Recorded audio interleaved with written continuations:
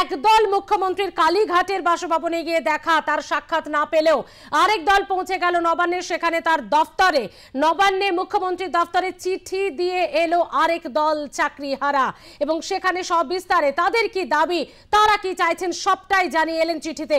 এ বিষয়ে আরো বিস্তারিতভাবে জানাবে আমাদের সঙ্গে রয়েছে নিউজরুম থেকে সরাসরি আমাদের প্রতিনিধি নাজিয়া রহমান। নাজিয়া, দুটো দল, এক দল কালীঘাটে গেলেও সেখানে সাক্ষাৎ না হলেও আরেকটি দল মুখ্যমন্ত্রীর দফতরে চিঠি দিয়ে এলেন, কি লিখলেন চিঠিতে আর এভাবে কি তারা চাকরি ফেরত পাবেন? তারা এই প্রক্রিয়া গ্রহণ করছেন কেন? দেখো, মঙ্গলবার যখন মুখ্যমন্ত্রী মমতা বন্দ্যোপাধ্যায় তিনি সাংবাদিক সম্মেলন করলেন এবং সাংবাদিক সম্মেলনের মাধ্যমে তিনি জানালেন যে সুপ্রিম কোর্টের নির্দেশ মেনে বিজ্ঞপ্তি জারি করতে হবে, তার কারণ না বিজ্ঞপ্তি জারি করলে কিন্তু আদালত অবমাননা হবে। অর্থাৎ বিজ্ঞপ্তি জারি করা মানেই হচ্ছে পরীক্ষা নেওয়া, নতুনভাবে নিয়োগ প্রক্রিয়া শুরু করা। এবং মুখ্যমন্ত্রী এটাও জানিয়েছেন যে রিভিউ পিটিশন সরকারের তরফ থেকে করা হয়েছে, সেদিকেও যাবে, কিন্তু এখন গ্রীষ্মকালীন অবকাশ চলছে, তাই রিভিউ পিটিশন নিয়ে গ্রীষ্মকালীন অবকাশের পরে আবার জোর কদমে সেদিকে নজর দেওয়া হবে। কিন্তু তার আগে যে প্রক্রিয়া মানে নিয়োগ প্রক্রিয়া করার নির্দেশ দিয়েছেন সুপ্রিম কোর্ট, সেই নির্দেশ কিন্তু পালন করা হবে। তাই প্রত্যেককেই যারা যোগ্য চাকরিহারা শিক্ষক শিক্ষিকা আছেন তাদেরকে পরীক্ষায় বসার আবেদন জানিয়েছেন। কিন্তু মুখ্যমন্ত্রীর এই পরীক্ষায় বসার আবেদনকে ঘিরে অসন্তুষ্ট যারা চাকরি হারিয়েছেন যোগ্য শিক্ষক শিক্ষিকা, তাদের বক্তব্য হচ্ছে দীর্ঘ ৬-৭ বছর ধরে তারা চাকরি করছেন, ২০১৬ সালের প্যানেলভুক্ত তারা।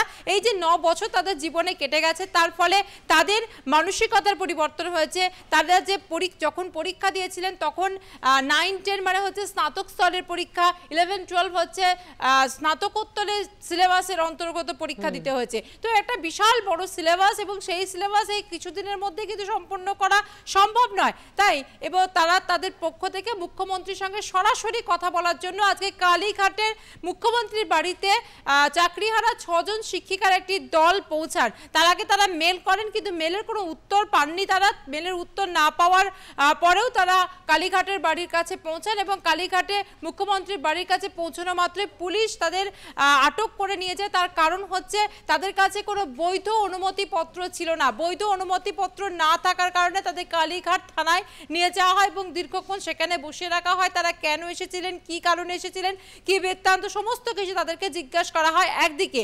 অন্যদিকে দেখা যাচ্ছে যে সেই চাকরিহারাদের একটা অংশ তারা আজকে মুখ্যমন্ত্রীর দফতর অর্থাৎ নবান্নে মুখ্যমন্ত্রীর দফতরে একটি চিঠি পাঠিয়েছেন এবং চিঠি দিয়েছেন। সেখানে 4 জন প্রতিনিধি গেছিলেন, তারা চিঠি দিয়ে এসেছেন। মুখ্যমন্ত্রীর দফতর সেই চিঠি গ্রহণ করেছেন এবং পাশাপাশি তারা চিঠিতে লিখেছেন যে তারা আগে চাকরিতেই বহাল থাকতে চান এবং তারা আর পুনরায় পরীক্ষায় কোনো রকম বসতে চান না।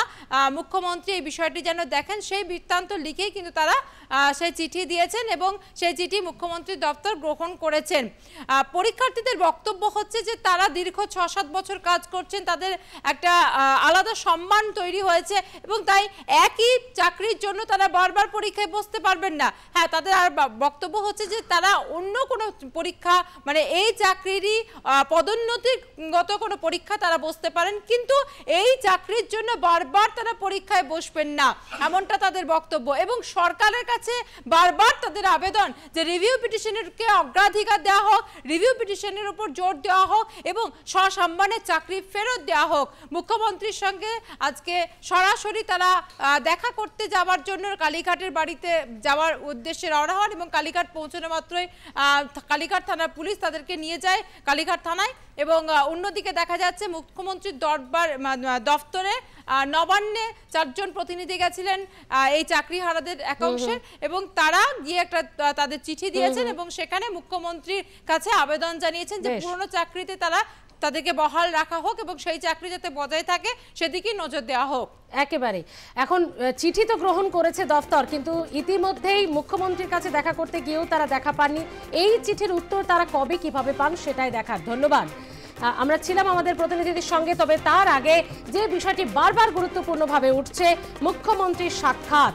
বারবার তার বিকাশ ভবনের সামনে ধর্নাতে বসেও চেয়েছেন, তার বাড়ি গিয়ে দেখা করতে চেয়েছেন, আজ দপ্তরে চিঠি দিয়ে এলেন। তবে মুখ্যমন্ত্রী কবে দেখা করেন সেটাই দেখার।